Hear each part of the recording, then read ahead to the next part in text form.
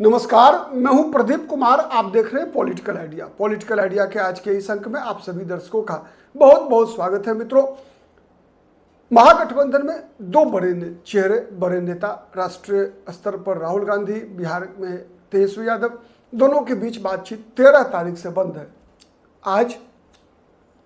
आज जब 22 तारीख है, आज 10वां दिन है जब इन दोनों नेताओं के बीच बातचीत नहीं हुई।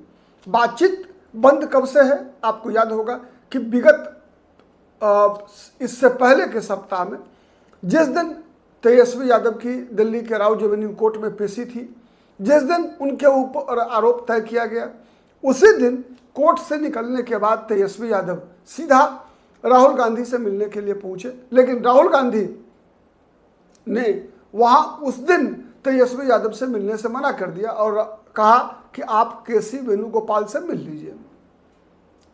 उसके बाद तेजस्वी यादव बिना मिले केसी वेणुगोपाल से पटना वापस आ गए। उसके बाद क्या हुआ? उससे पहले पटना से दिल्ली जाने से पहले क्या हुआ था? जिस दिन पटना में शनिवार की रात्रि, शनिवार मतलब 11 तारीख को, जिस दिन आरजेडी के संसदीय बोर्ड की बैठक थी पटना में, उस दिन बैठक की समाप्ति के बाद तेजस्वी यादव ने राहुल गांधी को फोन किया था। लालू यादव से भी राहुल गांधी की बातचीत हुई थी। लेकिन मैंने बताया था कि उस दिन कहा सुनी जैसी स्थिति हो गई थी, गर्मा गर्मी हो गई थी। राहुल गांधी और लालू प्रसाद यादव भी गुस्सा हो गए थे। चलिए, फिर उसके पृष्ठभूमि में जब तेजस्वी यादव लौट कर आ गए पटना, उसके बाद से कभी भी बातचीत नहीं हुई है। बीच में केवल एक बार राहुल गांधी ने वीआईपी के मामले पर जब हस्तक्षेप किया, मुकेश सहनी के मामले में जब हस्तक्षेप किया, राहुल गांधी ने कहा कि मैंने अपने हिस्से की सीट छोड़ दी है। मतलब 70 पिछली बार लड़ी थी, मुकेश सहनी के नाम पर हमने 10 सीटें, तब तक 60 सीट पे ही कांग्रेस पार्टी ने उम्मीदवार तय किए थे।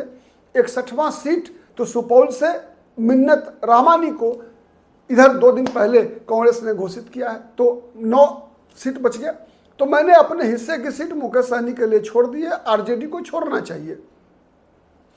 तो ये बात भी जब राहुल गांधी ने किया दीपांकर भट्टाचार्य के फोन के बाद, तो फिर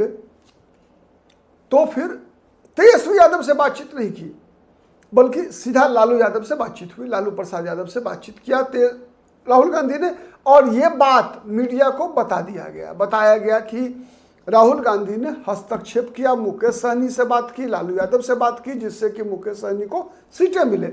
इसको भी तेजस्वी यादव ने अन्यथा लिया, वैसे ही लिया जैसे दिल्ली में कहा गया कि केसी वेणुगोपाल से मिल लीजिए। राहुल गांधी ने मिलने से इनकार किया। उसके बाद ये जो घटना घटी कि लालू यादव से बातचीत करके मुकेश सहनी के मामले को सलटाने का प्रयास किया गया, उस बात को भी मीडिया को इस नजरिए से बताया गया कि कांग्रेस पार्टी तो मुकेश सहनी का हित चाहती है, लेकिन आरजेडी अरंगा लगा रही है। कांग्रेस ने अपने हिस्से की सीट छोड़ दिया मुकेश सहनी के लिए, लेकिन आरजेडी सीट नहीं छोड़ रही है। यह मैसेज कांग्रेस ने देने का प्रयास किया इसके माध्यम से। अब परिस्थिति यही है कि दोनों के बीच बातचीत बंद है। 12 ऐसी सीटें हैं जहां महागठबंधन के दल आपस में टकरा रहे हैं। एनडीए ने चुनाव अभियान शुरू कर दिया है, महागठबंधन ने शुरू नहीं किया। आज भी जब तेजस्वी यादव 10 दिन के बाद मीडिया के सामने आए तो महिला आधारित कुछ योजनाओं की घोषणा किया उन्होंने। मैं बताऊंगा अगले वीडियो में, चाहे वो जीविका दीदी का मामला हो, चाहे वो संविदा कर्मियों को अस्थायी करने का मामला हो, मैं बताऊंगा अगले वीडियो में। तो फिर उसके बारे में भी जब चर्चा किया तेजस्वी यादव ने, तो फिर तेजस्वी यादव के साथ गठबंधन के एक भी साथी मौजूद नहीं थे।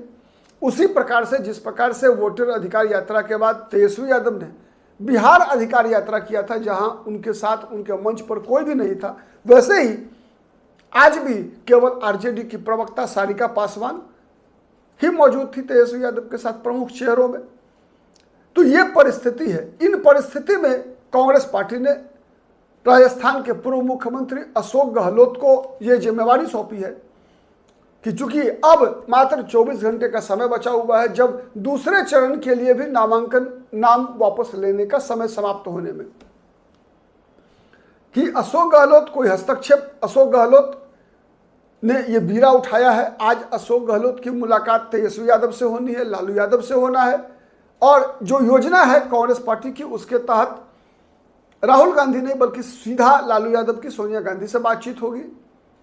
अब इस बातचीत का परिणाम क्या होता है?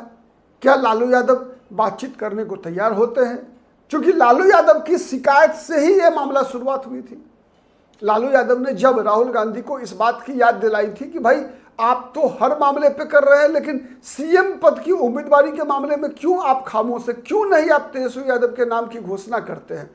यही मुद्दा था मित्रों, जब 11 तारीख को आरजेडी संसदीय बोर्ड की बैठक के बाद लालू यादव और तेजस्वी यादव ने राहुल गांधी को फोन किया था कि सीटों के हम लोग ये बताने के लिए लालू यादव ने और तेजस्वी यादव ने राहुल गांधी को फोन किया था कि रविवार और सोमवार को हमारा पूरा परिवार दिल्ली में होगा, वहीं पर एक संयुक्त संवाददाता सम्मेलन किया जाए जिसमें महागठबंधन में सीट बंटवारे की घोषणा हो। तो ये सोचकर तेजस्वी यादव गए थे और आपको याद होगा आरजेडी के प्रवक्ता ने यह बात बताई भी थी कि दिल्ली में मुलाकात करेंगे तेजस्वी यादव और वहीं पर मुलाकात करने के बाद संयुक्त संवाददाता सम्मेलन होगा। मुकेश सहनी भी दिल्ली जा रहे थे, ठीक है।